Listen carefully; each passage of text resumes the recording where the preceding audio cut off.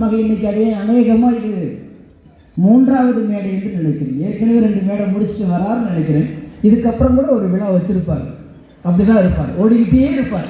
பூமி கூட ஒரு நேரத்தில் ஓய்ந்து உட்கார்ந்து இருக்கும். அண்ணன் சேகர் பாபண்ணன் கழகத்துக்காக உழைக்கிற உழைப்பு என்பது ஒரு காலம் ஏன் என்றால் அதனால்தான் இன்றைக்கு திராவிட கழகம் இன்றைக்கு மிகப்பெரிய ஆளுமையோடு இங்கே சுரண்டு கொண்டிருக்கிறது. இப்பேற்பட்ட போராளிகளை வைத்திருப்பதனால்தான்.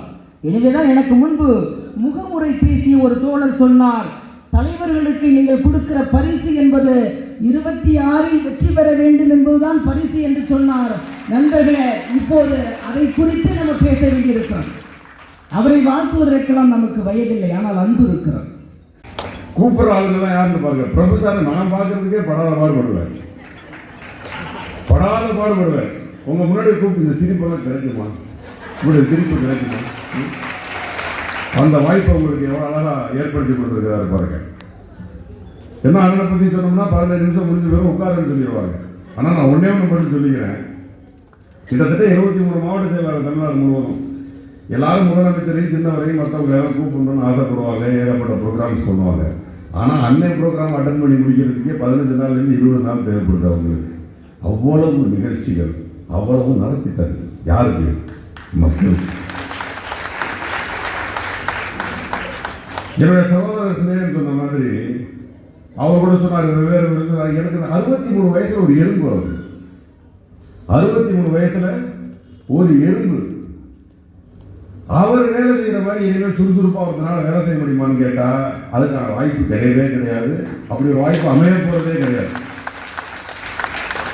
ஆகவே என்னுடைய அருமை அண்ணனுக்கு வாழ்த்துக்களை தெரிவித்துக் கொண்டு இங்கே